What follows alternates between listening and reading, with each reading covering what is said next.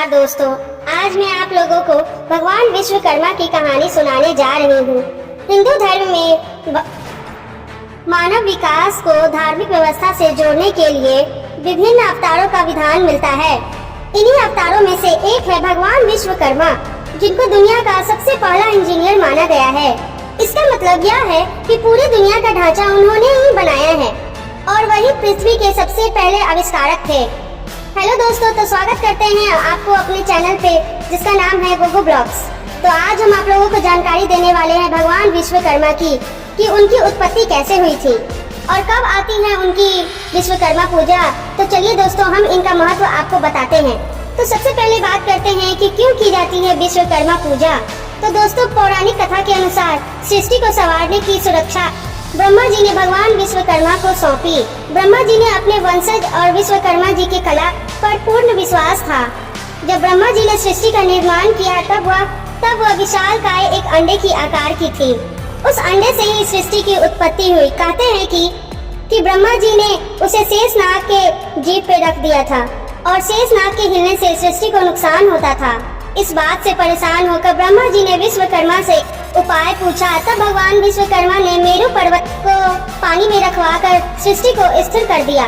भगवान विश्वकर्मा की निर्माण क्षमता और शिल्प कला से ब्रह्मा जी बेहद प्रभावपूर्ण हुए।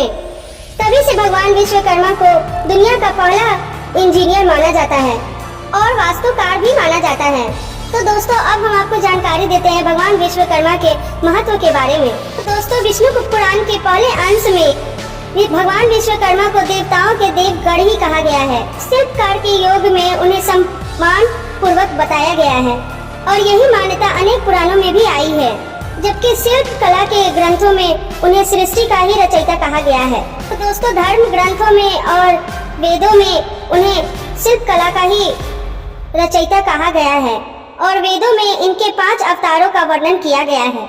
विराट विश्वकर्मा, धर्मवंशी विश्वकर्मा, अंगिरा वंशी विश्वकर्मा, सुधान्मा विश्वकर्मा और भृगुवंशी विश्वकर्मा। भगवान विश्वकर्मा के सबसे बड़े पुत्र, उनके सबसे बड़े बेटे का नाम मनु विश्वकर्मा था और उनका विवाह अंगिरा ऋषि की कन्या अंजना से हुआ था। उनके आरंभिक काल से ही विश्वकर्मा के प्रति सम्मान का भाव रहा है। उनको गृहस्थ जैसे सुख सुविधा के लिए आवश्यक रूप से सम्मान किया गया है और परिवर्तक माना गया है और वह सृष्टि के प्रथम सूत्रधार कहे गए हैं। स्कंद पुराण में उन्हें देव यातनों का रचयिता कहा गया है। कहा जाता है कि भगवान विश्वकर्मा शिल्प के इतने ज्ञाता थे कि जल पर चलने योग्य खड़ाव तैयार करने में भी वो योग्य थे। उन्होंने मानव कुल का निर्माण किया। उनके गर्भ से सर्वोत्त ऋषि और अग्निगर्भ और सर्वोत्तमुख आदि ऋषि उत्पन्न हुए थे। भगवान विश्वकर्मा वैदिक रूप के मान्यता है, किंतु उनका पौराणिक स्वरूप अलग प्रतीत होता है। विश्व के सबसे पहले तकनीकी ग्रंथ विश्व ग्रंथ बहुत ही प्राचीन माना गया है, जिसमें न केवल वास्तु विद्या बल्कि रथ आदि वाहन विषयों पर भी कहा गया है। विश्वकर्मा प्रकाश और विश्वकर्मा मध्य के जीवन ग्रंथ है। विश्वकर्मा प्रकाश को वास्तु तंत्र भी कहा गया है। इसमें मानव और देव विद्या वास्तु कला को बनाया गया है और कई सारे सूत्रों को भी बताया गया है। तो चलिए दोस्तों, अब आपको बताते हैं भगवान विश्वकर्मा के कथा के बारे में। एक कथा के अनुसार सृष्टि के आरंभ में नारायण और स्वयं भगवान विष्णु शेष शैया पर प्रकट हुए। उनके नामी कमल से चतुर्मुख ब्रह्मा प्रकट हुए। ब्रह्मा के पुत्र धर्म तथा धर्म के पुत्र वास्तुदेव हुए। कहा जाता है कि धर्म की वास्तु नामक स्त्री से वास्तु नाम के पुत्र भी थे। वास्तु शास्त्र के आदि प्रवर्तक थे। उनका विवाह अंगिरक्षी नामक स्त्री से हुआ था और उसी से भगवान विश्वकर्मा का उत्पत्ति हुआ था।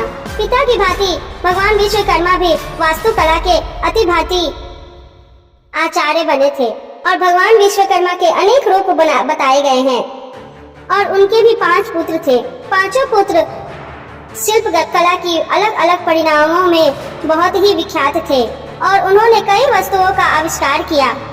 इस प्रसंग में मनु को लोहे से और मैं को तांबे से जोड़ा गया है और ऐसे ही सारे पुत्रों को अलग अलग चीजों से जोड़ा गया है।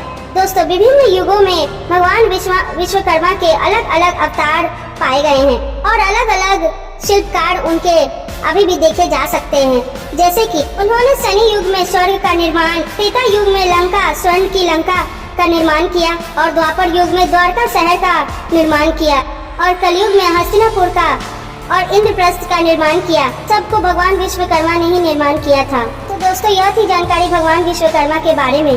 तो दोस्तों उम्मीद करते हैं कि आप सभी को हमारा यह वीडियो पसंद आया हो, और अगर वीडियो पसंद आया होगा तो इसे लाइक और शेयर करना मत भूलिएगा।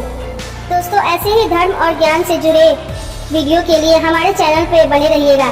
तब तक के लिए धन्यवाद। जय हिंद दोस्तों।